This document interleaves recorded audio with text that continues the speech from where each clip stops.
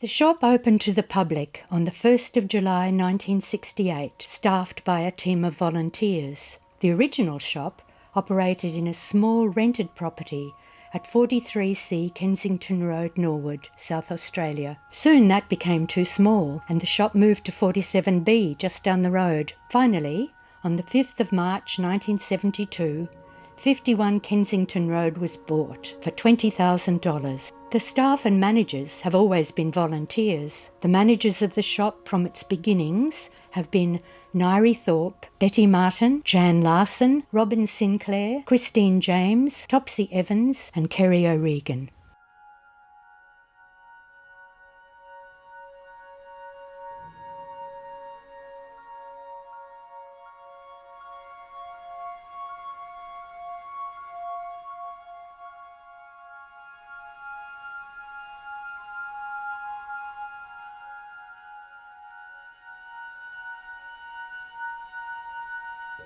Probably in about 1967, in the North Adelaide Quaker meeting, there was a lot of interest in raising money for what was then called Quaker Service Council or Committee. I'm not sure which one it was. QSC we talked about, and in Vietnam they needed money. So the meeting decided to raise money and there was a lot of excitement. Quakers do get excited about things and the whole meeting was excited.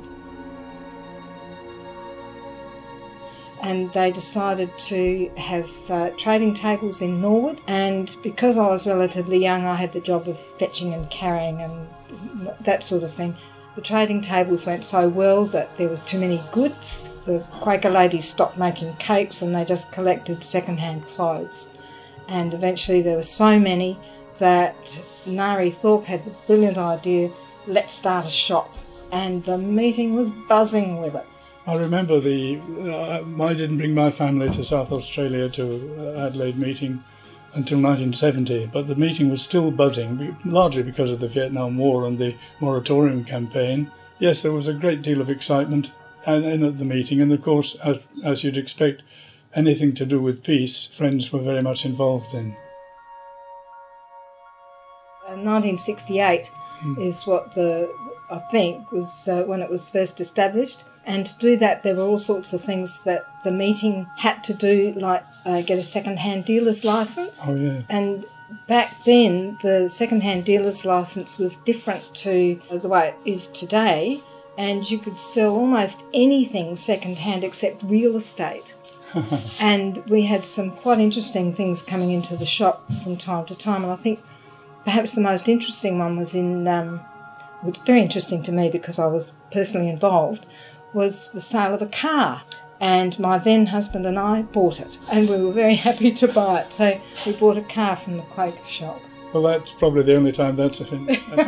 So. But of course the Quaker Shop in its day has sold almost anything. But the main item we sell is second-hand clothing, of course. And we do sell some marvellous bargains in that. You can buy a pair of shoes, Italian shoes, that would cost a couple of $100, and if you're lucky and they happen to fit you, you can probably buy them for about $6 here. Yes. Could I ask when the wattle park bin opened?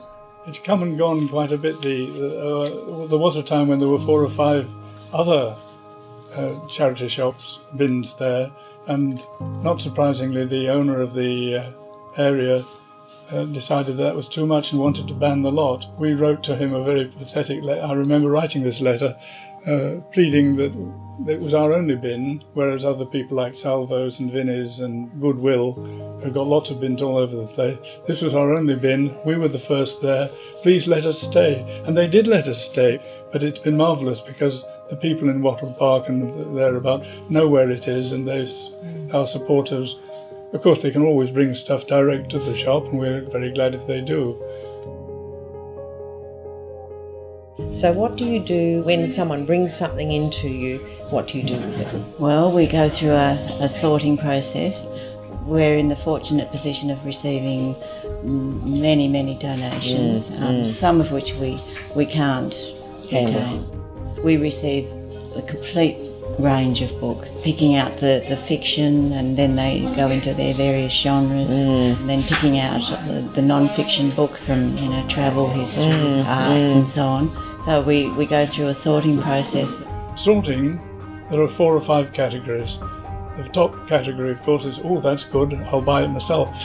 And we're always very careful to make sure that somebody monitored our pricing for that. By and large, if you want it yourself, you generally put a price a little bit more than you'd expect the public to pay for it, because we're famous for our extremely low prices. Yes, when we receive ones that look a bit interesting, look as though collectors might be interested in them, we then check them on the web to see what sorts of prices the second-hand bookshops are asking. And yes, occasionally there are ones that are, pretty worth quite a bit more. Sometimes it comes straight from the dry cleaners and is beautifully clean and pressed, and you think, Hosanna. Well, sometimes it's straight from the shop, but the price tag's still on it. Oh, yes. Paper price tag. They've never worn it. They've never worn it, never used it. There are sheets sometimes in their original packaging, and you can tell they haven't been taken out. Yeah. The third category is for other op shops, which big firms like Salvos and Vinnie's probably can sell more stuff than we can, but we're very careful not to give them rubbish, because we get plenty of rubbish after all, and that's the fourth category. You get vast numbers of encyclopedias, Yes, Reader's Digest condensed books and things. Well, sadly, they're just not wanted by anybody. No. They're recycled, so they're not going to landfill. No, they're pulped. Yes. Yes. And the other difficult things are things like out-of-date textbooks. Yes, Oxfam are happy to receive those. Really? What do they do with them? Well, whether they sell them in their bookshop here or pass them on elsewhere, I'm not sure. But yes, they still want those. I say we don't usually sell very much in the way of underpants, but after Father's Day you always get a lot of comic underpants, with people from the Addams family or Disney cartoon characters. Disney cartoon, and they've never been worn. Like all op shops, we get more stuff than we can handle. A small harp walked through the front door one day, and the lady who was holding it said to Topsy, "Can you sell this?" And Topsy looked at it and said, "Yes, I can." And she brought it home to me. And I went along and had some harp lessons, and that led to me buying a bigger harp. And for some time I learnt the harp and can play 1 or 2 tunes, for which I'm very, very pleased. But that is my harp story. One of the North Adelaide Quakers was given a flute in a leather-covered box. It was a wooden flute, and it had a little crack in it and a single key. And the people who gave it to him said, "You can have this for the Quaker Shop. You might get $20 or maybe $25 for it." The flute was given to me to find out the price of it, because the Quaker Shop had no idea what to charge for it. I had no idea either, but I put it on a cupboard by my front door, and I had some adult pupils coming in who play recorder, and they had also played flute, and both of them were very drawn to this, and one of them offered me $100 on the spot for it. And I thought, oh, that's very interesting.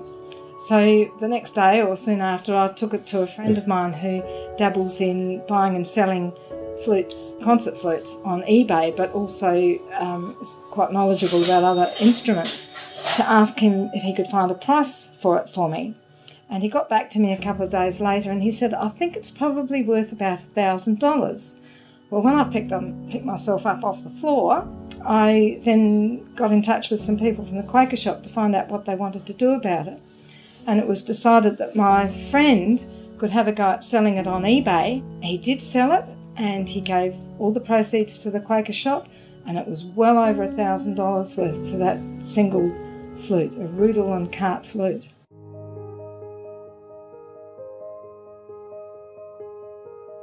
I'm Randall Shelton Building Company, and this is Paul Brown. We work together. We got involved with this project maybe two years ago, when there was a lot of discussions. The Society Friends had a lot of meetings to pull together designs, a lot of input from different people, and so we started at the end of last year in the middle of a heatwave when they shut the shop in the middle of December. But of course, the first day we started, everything became a bit a few surprises, and we ended up having to lift up the whole driveway, and underneath that driveway was another driveway, and underneath that driveway was another driveway. So we dug right out to the front and replaced the stormwater. They were the best clients I can work with because they basically kept asking me what do I think's best. So we managed to pull it together over Christmas. It's ready for the opening then in January. Yeah, it's been a little bit slow because of the heat. We just basically had to go home when we got too hot. They keep thinking of little extra things for us to do. So that's okay, that's what we do. We can do miracles. The impossible takes a little bit longer, but we can do miracles. That's our job.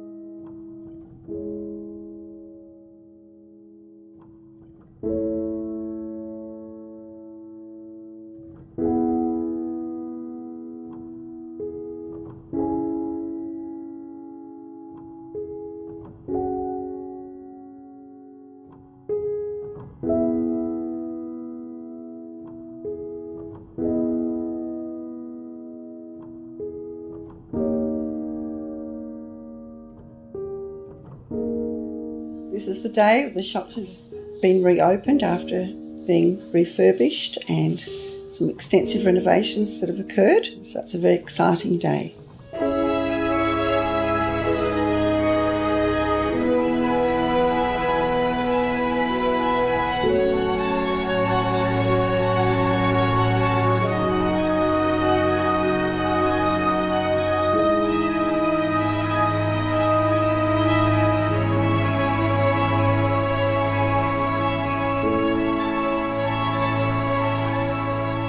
Yes, absolutely. And Charmaine is the co-manager. She's been instrumental in a lot of the changes as well. It's great to have support from Charmaine and actually all the staff. They've all been very good, haven't Yes, they? yes. And we're not really completely organised yet. It's been possible to do these renovations because over the last 10 years the shop has put aside an amount into what they call a contingency fund. And we're very lucky because Randall Shelton has been with us through this for the last decade and looked after various bits that need looking after. And he's been simply marvellous. We've worked over the last 3 days for a long time, and at times we had virtually an army here. Quite a lot of the volunteers just dropped in case we needed them, and it was marvellous. We got a lot done. We felt we had to open today. We were already a fortnight late, and we felt that we had to open straight away. We had 8 customers outside clamouring to be let in first thing in the morning. They all are very excited about the changes. So the worst is done. Yes, you're right, Topsy. The worst is over, and it's just reshaping, emptying all the boxes that have come out of storage just the last few days, and putting things on the shelves. Finding things that we've lost. And yes, and all the wonderful donors that have supported us along the way. The donations have kept coming through, and so we've got a bit of work to get through so that we can get it all on the shop floor and create this revenue Quaker so dearly love to see. Yes. And rightly so. It's all a good cause. 12 months ago we started on all of this, and I think another 3 months we'll have it all polished up. So. Yes, I don't think I can wait for 3 months.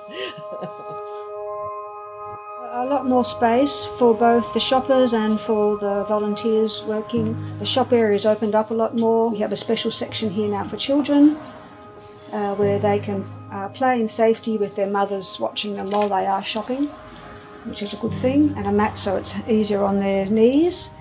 We have a better kitchen space for our volunteers, and also the back room for sorting and the storage of bric-a-brac and other items has come together in one large area now, so it's all done in one large area instead of being separated and compartmentised into different rooms. The books now are located into one area, so that's very good for our wonderful Bron.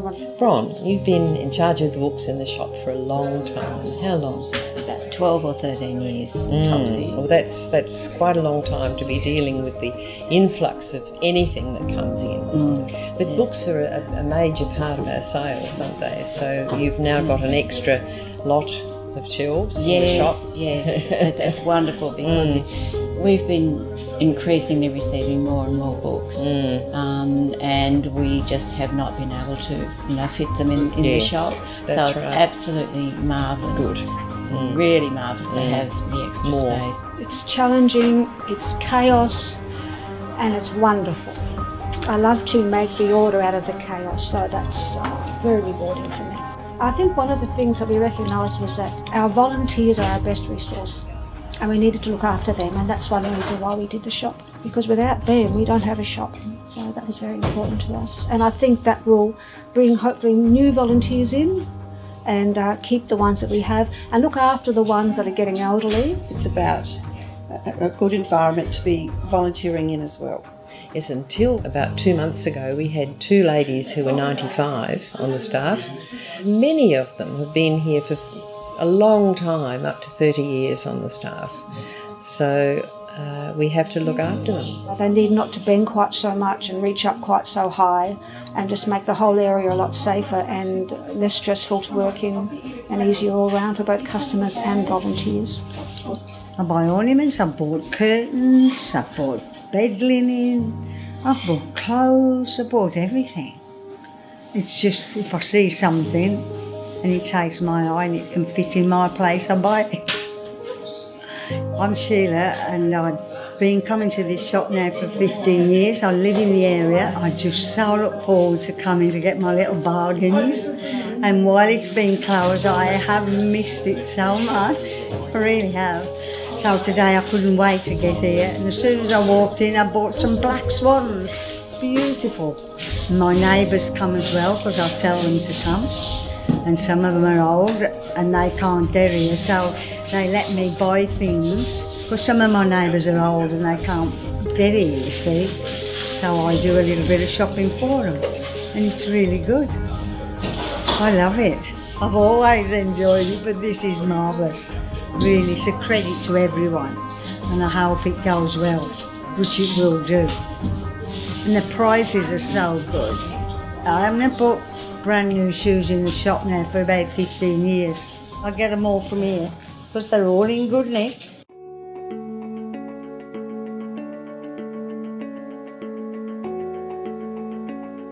Well, this is the 48th anniversary of the opening of the shop. And not always in this area, but it's the shop itself has been going for 48 years and actually 1 month because we're a month late having our anniversary party. It's very exciting. Everybody's come. In fact, we had so many people getting ready that we all sat down and started early. And it's really great to have this number of volunteers here. There are quite a lot who can't come, but we all try to get to this once a year gathering. It's the only time we all get together.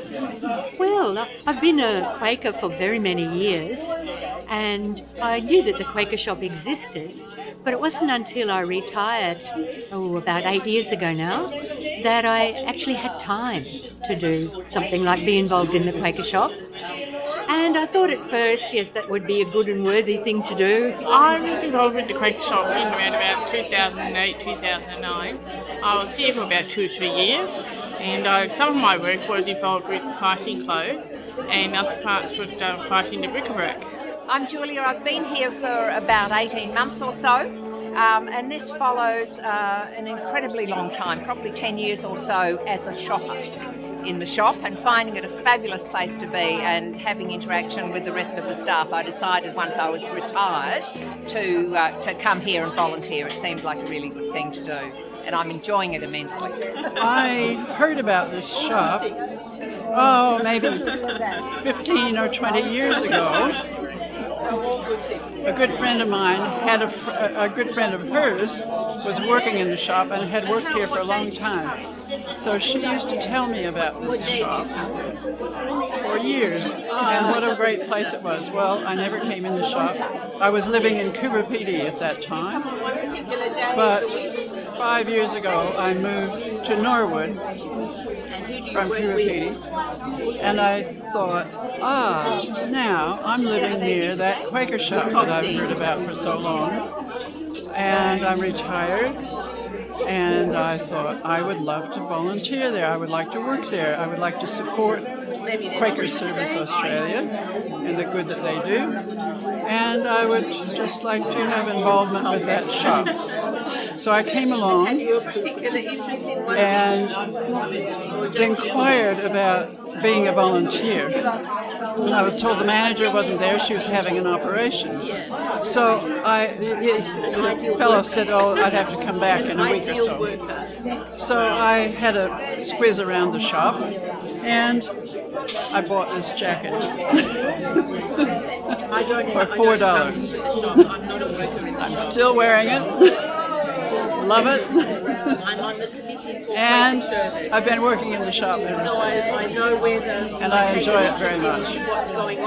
I've been here for a few years now. I come a fair way from down south to get here. I used to drive past a lot to go to spiritual meetings, and I saw this little shop. And I'd see it and I'd go, oh, little shop, it's fascinating.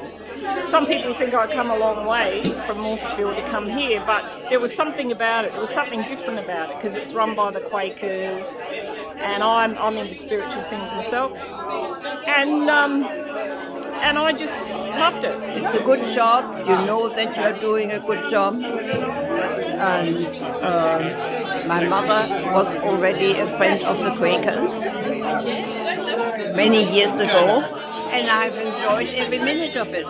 I hope that I can keep it up a little longer, even though I'm nearly 100.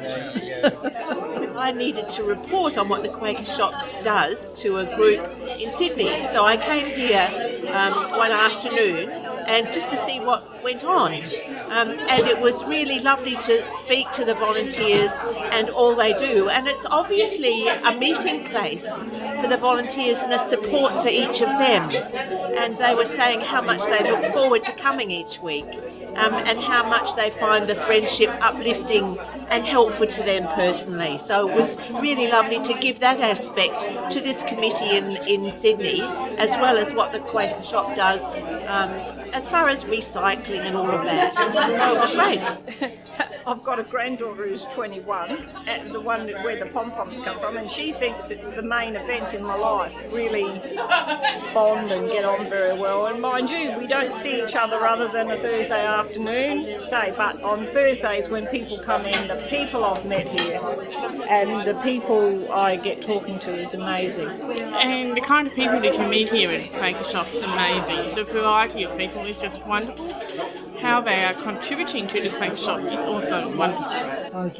You can get inside, but not really send little children in to get what's left in the bin. Yeah, well, you're just a slave driver. Me? I appreciate what you do, Roger. I really do. What I didn't realise was how much fun it would be.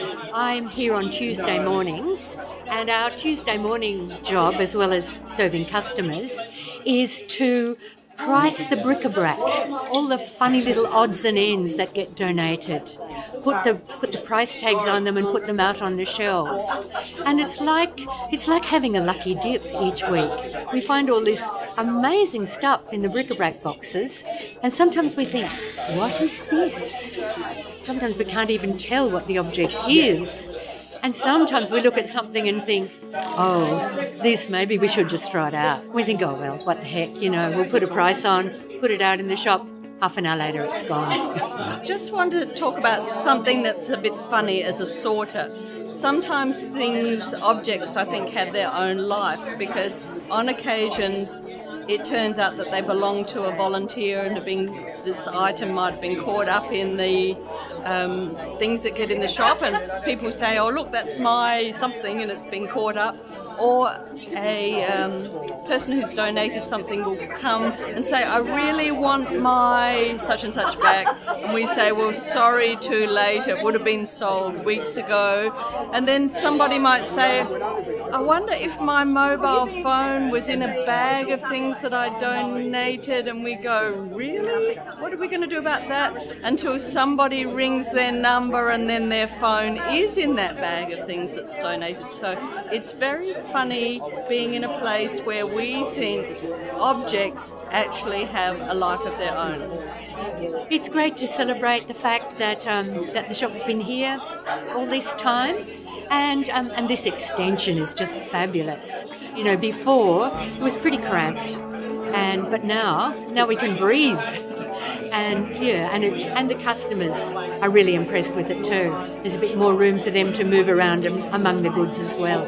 I'm an architect, and my wife has been a long time a volunteer at the Quakers. I was aware a few years ago they did a renovation in the shop and they wanted to do a further renovation, so I helped them to sort of evaluate whether it was possible to do a bigger, newer building on the back, or to just retain and salvage the existing work that was here. And that sort of suited my style anyway. I like to retain things and restore things and recycle things, and it suits the Quaker way too, I think, of not throwing things out, getting the maximum use. About the renovations, I was a little bit sad because I was a little bit concerned that it was going to change the ambience of the shop. And anyway, when we came back after Christmas, and I just thought it was pretty fantastic. So we had the shed at the back, we had this sort of veranda, there was an open lean-to area at the back, and so it's just a matter of joining it all together. And lots of little things needed to be done. This wall here, these walls are a bit buggered and they had to be replaced and fire rated and one thing and another. But the key to a successful project is having a good client. And Topsy was pretty focused what she knew what she wanted, and had the group fairly well marshalled behind her, right? There wasn't a lot of conflict. But I think it's amazing.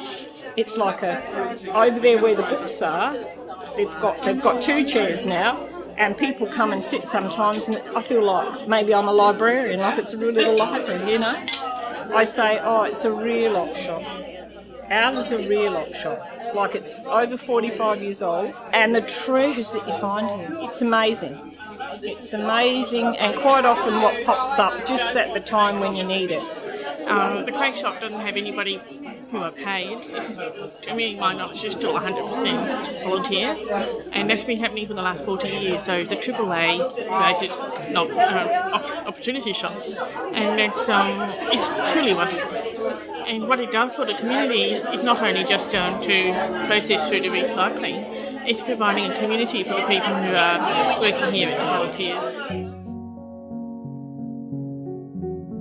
Now, those who haven't noticed yet, if you look up there, there is an aircon. It came on Thursday. We only started planning for this in mid-December. I mean, you know, things move really quickly sometimes. So we've now got the aircon, and also round the shop, around those bits, you'll find the works of our poet laureate, Robin Sinclair. They start back here with the very early ones, when the donations weren't quite as frequent as they are now, and they gradually go through The Secret Life of the Coat Hanger, which I think everyone has to know. Then what's the Quaker Shop Dilemma? The Quaker Shop Dilemma, yes, that was when we realised that the building might fall down. We had to do something. And then there's the sequel along there, which she's just written in the last few months. Very well. So I think we've got a lot to celebrate. And I'm delighted you're all here. And I've got 2 words of request, advice, and even admonition. First of all, we have to eat. I think that's obvious. No one has to cook tonight, just eat here. And the other thing is that you have to sing, because David is going to put up the words of the Quaker Shop anthem on the white wall, and I want you all to sing. Oh, big war, let us rejoice and celebrate our shop with loads of clothes.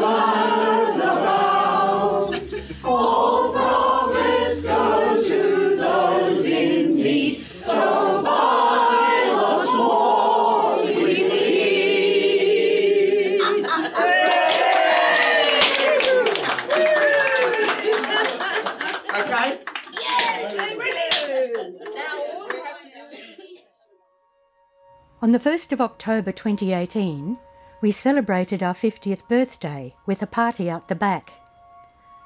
Some long-time volunteers joined us, as well as invited guests, including those from the charities we support. My name is Terry O'Regan and I'm the current manager of the Quaker Shop.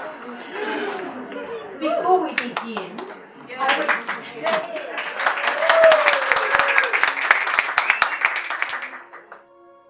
marquee have been constructed on Gunner land, and to acknowledge that fact and the connection of the Gunner people with this land over tens of thousands of years. My very happy duty this afternoon is to welcome you all. And we have a very diverse collection of people here. We have volunteers, past, present, and perhaps even future. So yes, consider it as a possibility if you're not doing it yet. We have some customers who are regulars, and we thought we would like to share the occasion with them as well. A major beneficiary of the proceeds from the shop is Quaker Service Australia. And if you don't know what Quaker Service Australia do, Quaker Service Australia supports development programs in a number of countries, including Australia. We also regularly support the Australian Refugee Association. We do have some special guests. We have Jo Jordan, who's there, who is here representing Australian Quakers. And we have Peter Gers, who did appear. I would just like to acknowledge Nairi Thorpe. She was the person the Quaker woman, who actually had the vision to get the Quaker Shop started. And she, and along with Anne Rees, who is there, and Beverly Hopkins, who is a volunteer who is not with us today, they were there at the very beginning, 50 years ago. Yeah, well, Humphrey, who wasn't there quite at the beginning, but Humphrey tells me, those people have, because of other life commitments, they've come and gone a little bit, but Humphrey has been serving as a volunteer continuously since 1976.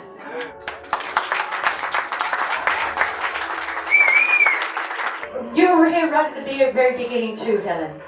Thank you. There's Helen Whitford. So I think that indicates that, when you work at the Quaker Shop, you live long lives.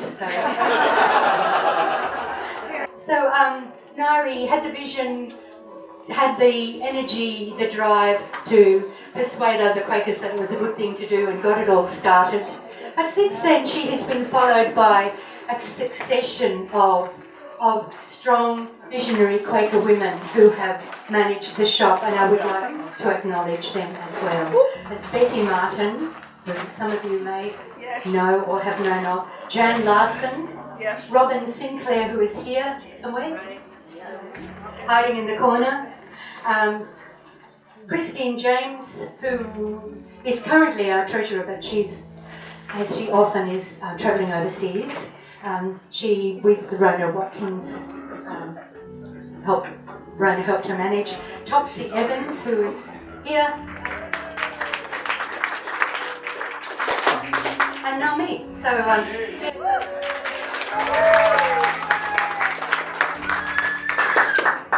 it's a proud lineage, and one that I'm indeed privileged to be part of. One of the things we sought to do to acknowledge this occasion was to repaint the mural on the wall of the shop, which has been a bit of a landmark for a long time. And I would like to acknowledge Frey Micklethwaite, who is a fairly well-known artist and mural artist in particular, who's nearly completed it. There's some few finishing touches to be done, and I think there's a bit of a story that might be associated with the finishing off of it, but it's pretty much done, so that's something else you might like to go and have a look at. You may or may not have followed the requirement on the invitation that you wear something from the Quaker Shop. So when you are having a conversation with someone you may not know anything else about, you can ask them that. And they will either show you or need to be a little shamefaced about it, but you can always catch up later with, do it retrospectively. So I would actually like to hand over to Jo Jordan now, the presiding clerk of Australian Quakers, who will say something officially. Good afternoon, friends, and welcome to this 50th anniversary celebration of the Quaker Shop. My name is Jo Jordan, and I'm the presiding clerk of Quakers in Australia and a member of the South Australian Quaker meeting for the past 37 years. It's wonderful that so many of you are here today and looking so stylish. Wearing something from the Quaker Shop or some fashion accessory from the Quaker Shop. So we're here for us to remember people, reflections about the Quaker Shop and the many people who've been customers and volunteers and managers here. We're delighted that Robert Breer can be here, that Peter Gers can be here, that the pioneers of the Quaker Shop can be here. There are some who would have liked to have been with us, but they are unable to be here. We've received apologies and good wishes from Christine James, Wendy Hartley and Brian Arnott, who are all travelling overseas. Enid Ulbrich, Jo Wilmot, who is setting up her art exhibition, and Marilyn Byrne, a long-term volunteer, is currently unwell, and they couldn't be with us. This modest shop on Kensington Road has become an important part of South Australian history over the past 50 years. From the outside, the shop looks much the way it did many years ago, but there have been many extensive and positive changes. Warren Buffett once said, "Someone is sitting in the shade today because someone planted a tree a long time ago." 10 years ago, someone had the insight to plant a casuarina to commemorate the 40th anniversary of the shop, and it's just behind this marquee. And then on the 45th, another was planted, and already we have just a little shade in the car park. But it's above all, it's the people who've given something of themselves to this community whom we celebrate today. We remember those who are no longer with us, and after 50 years, there are many dear friends whose memories we cherish, who are with us now in spirit. I hope memories and stories will be shared today and spark off many others. Quakers have a reputation as people who stand up for injustice, who give a voice to the voiceless. And during the 1960s, when the Vietnam War was raging and images of destruction and devastation confronted us daily, there were a number of different responses by Quakers. Moratorium marches were held in Adelaide to protest against Australia's participation in the war. Support was offered to 18-year-olds who'd been drafted and who chose to be conscientious objectors, and money was raised to help alleviate the suffering of Vietnamese civilians. Each response drew enthusiastic support from the general public. The Quaker Shop began with a few friends meeting at each other's homes, organising jumble sales to raise money for civilian victims of war. This grew into monthly sales of second-hand goods, which came from a collection bin at the railway station. And a small shop on Kensington Road was rented for this purpose. When the response from the general public was so good that $200 was raised each month, the committee knew they were onto a good thing, and they were. And in 1971, when this building behind us came up for sale, the Quaker meeting in Adelaide made the decision to purchase it. The organising committee worked hard to move all the goods from the rented premises close by. They put up shelving and organised the spaces, turning it into a modest, proper shop. And many years later, and countless hours of planning and organising renovations by the different shop managers and committees, we have a shop which retains its heritage ambience, provides an updated, safe, working environment for volunteers while offering the same heartfelt welcome to customers. The Quaker Shop also gave birth to Quaker Service Australia, the international aid organisation now based in Sydney, which works with communities in Cambodia, Uganda and India, as well as within Australia. Quaker Service Australia continues to receive substantial support from the Quaker Shop, managing projects that are economically and environmentally appropriate and sustainable. Like the Quaker Shop, its administration costs are minimal, but the results are spectacular. If you mention the word Quaker to someone in Adelaide, they will usually say, "Oh yes, that little shop on Kensington Road." This place is widely known and recognised even by those who haven't set foot inside. A former shop manager, Robin Sinclair, tells me that once a visitor came to the shop and said, "You're not really Quakers, are you?"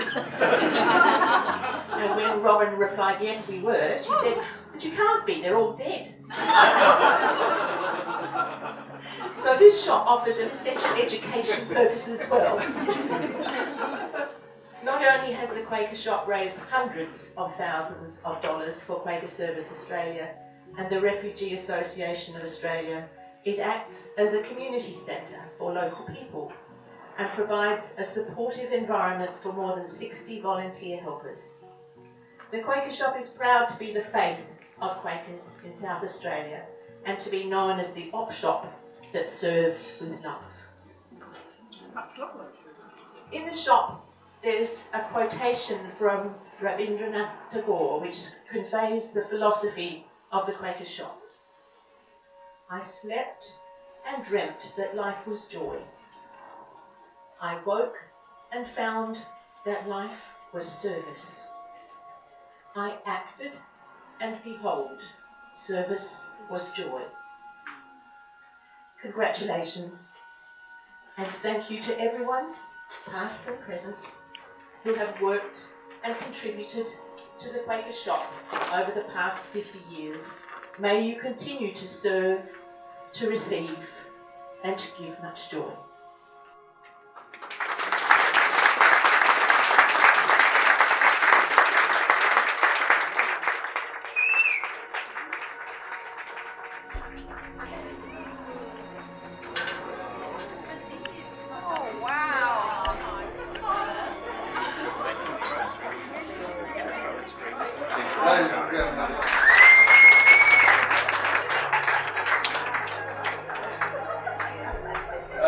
Everybody, thank you for having me here today, and thank you, as Joe said, we remember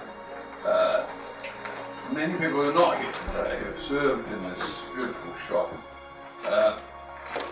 Recently, I had a movie called Dawn from the Film Corporation about Dawn Fraser that I'd never watched, and I had it transferred from VHS to a DVD, and I watched it. And 2/3 the way through, Dawn Fraser had married this guy in the late 50s, early 60s, played by John Dietrich. And I'm looking at the movie and I'm thinking, he's wearing my shirt. And I had this shirt that was a sort of a shot green and brown kind of shirt, depending on which light, and it had a very unusual, sort of late 50s collar.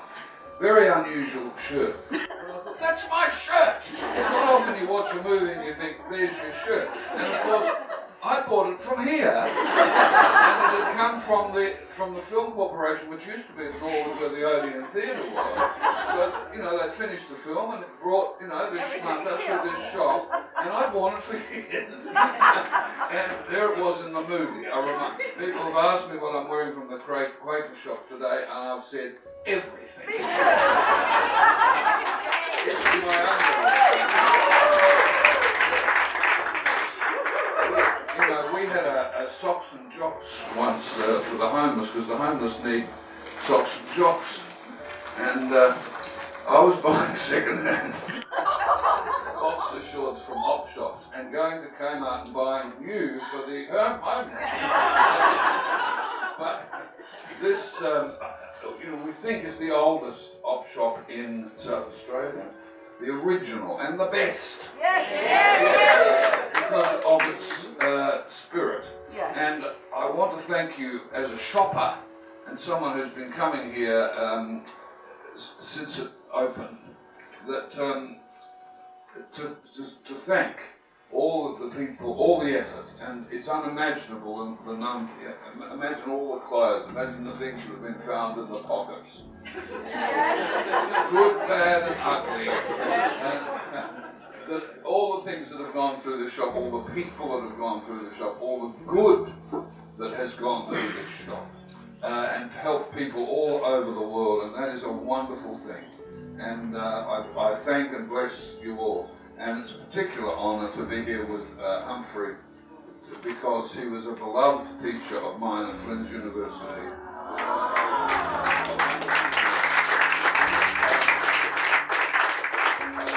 Before you were a very poor Christian. But what I do believe is when Christ said, "What you do for the least of us, you also do for me." And that is a wonderful example. And I thank you all as a customer and as a friend of the friends. Thank you, one and all. Thank you. I'll see you here in 50 years.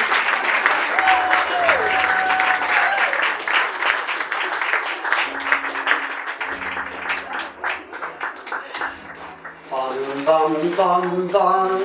Oh people, oh let us rejoice and celebrate our shop with loads of clothes from everywhere. Our fashions are the top.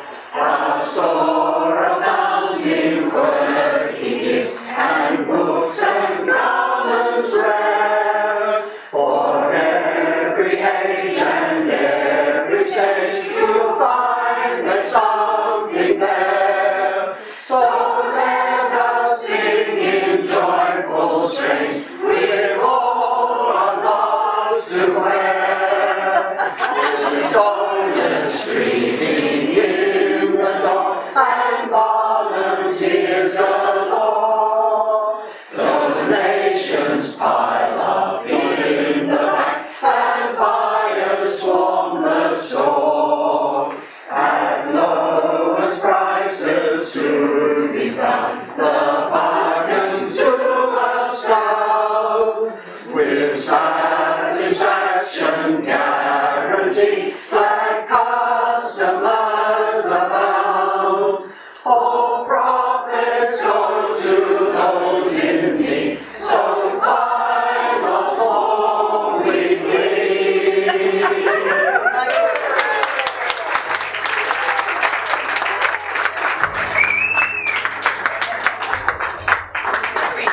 Thank you for that wonderful singing of not the national anthem. That's all of the formal proceedings. So eat, drink, be merry, have a look at the video, have a look at the mural, have a look at the painting when I've unwrapped it, and ask each other about what you're wearing from the Quaker Shop. Oh yes, and we'll cut the cake, which you'll need to have a big piece of. Thank you. We love you, and you do an amazing job. And I know when I put around the collection for this present for you, Kerry, the comments, the positive comments that I got were amazing. So thank you.